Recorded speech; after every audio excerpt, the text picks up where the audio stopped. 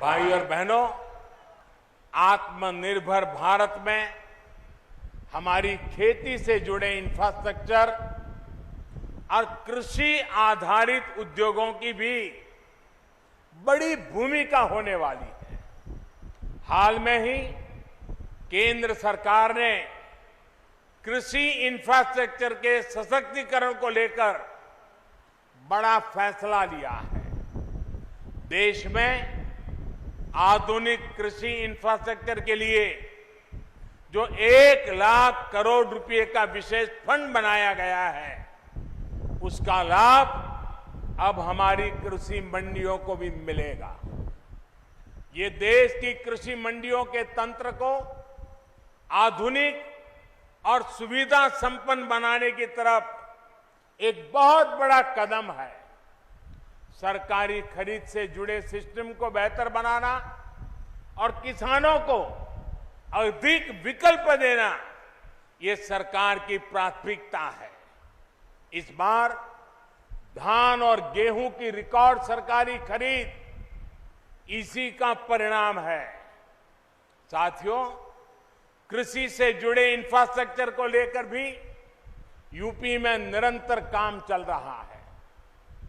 वाराणसी हो, पूर्वांचल हो, यहां perishable cargo centre, international rice centre जैसी अनेक आधुनिक व्यवस्थाएं आज किसानों के काम आ रही है।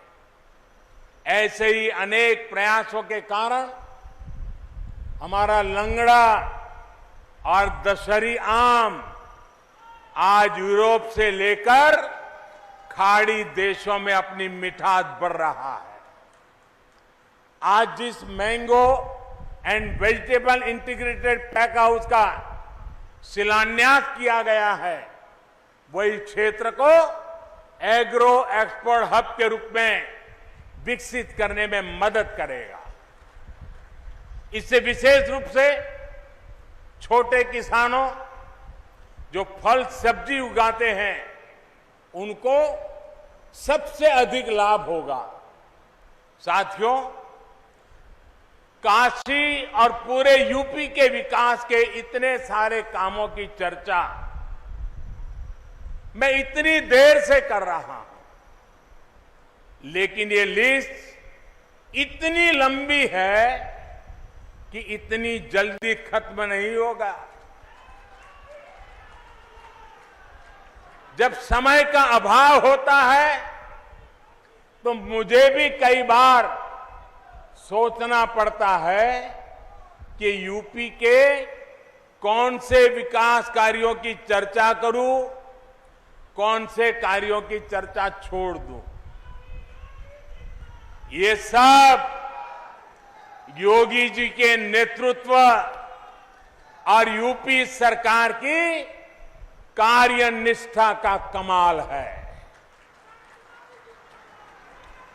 भाई और बहनों, ऐसा नहीं है कि 2017 से पहले यूपी के लिए योजनाएं नहीं आती थी, पैसा नहीं भेजा जाता था। तब भी 2014 में हमें सेवा करने का मौका मिला, तब भी दिल्ली से इतने ही तेज प्रयास होते थे, लेकिन तब लखनऊ में उनमें रोड़ा लग जाता था। आज योगी जी खुद कड़ी मेहनत कर रहे हैं।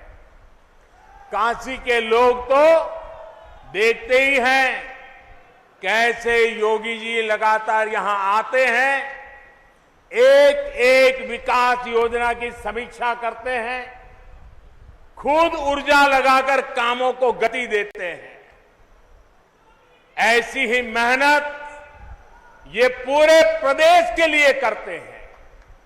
हर एक जिले में जाते हैं, हर एक काम के साथ खुद लगते हैं।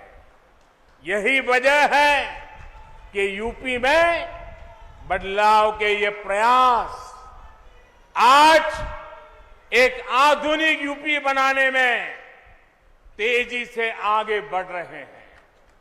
आज यूपी में कानून का राज है, माफिया राज और आतंकवाद जो कभी बेकाबू हो रहे थे, उन पर अब कानून का शिकंजा है।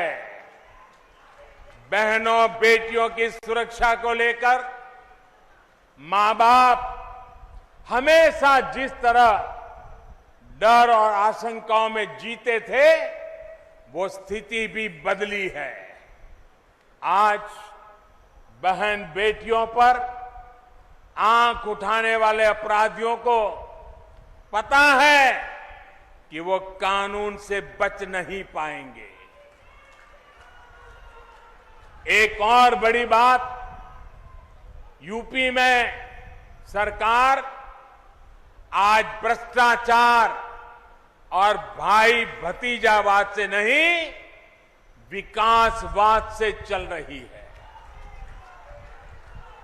इसलिए आज यूपी में जनता की योजनाओं का लाभ सीधा जनता को मिल रहा है। इसलिए आज यूपी में नए नए उद्योगों का निवेश हो रहा है, रोजगार के अवसर बढ़ रहे हैं। साथियों, विकास और प्रगति की इस यात्रा में यूपी के हर एक नागरिक का योगदान है। इसमें जन जन की भागीदारी है। आपका ये योगदान, आपका ये आशीर्वाद यूपी को विकास की नई ऊंचाइयों पर लेकर जाएगा। एक बहुत बड़ी जिम्मेदारी आपकी ये भी है कि आपको कोरोना को फिर से हावी नहीं होने देना है, क्योंकि कोरोना संक्रमण की दर धीमी जरूर हुई है, लेकिन लापरवाही बढ़ी तो ये प्रचंड लहर में बदल भी सकती है।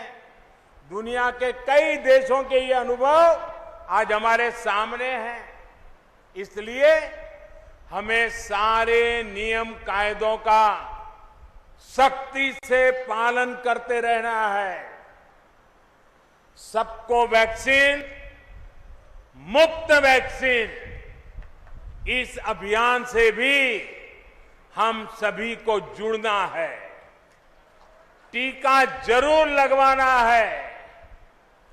बाबा विश्वनाथ और मां गंगा का आशीर्वाद हम सब पर बना रहे, इसी कामना के साथ आप सबका बहुत बहुत धन्यवाद। हर हर महादेव।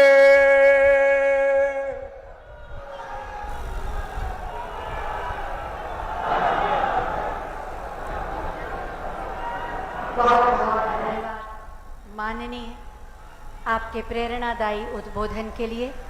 आपका व्यक्तित्व, आपकी संवेदनशील दृष्टि हमें जीवन के हर पथ पर आदर्श रूप में गरिमा के साथ बढ़ने का मार्ग प्रशस्त करती है।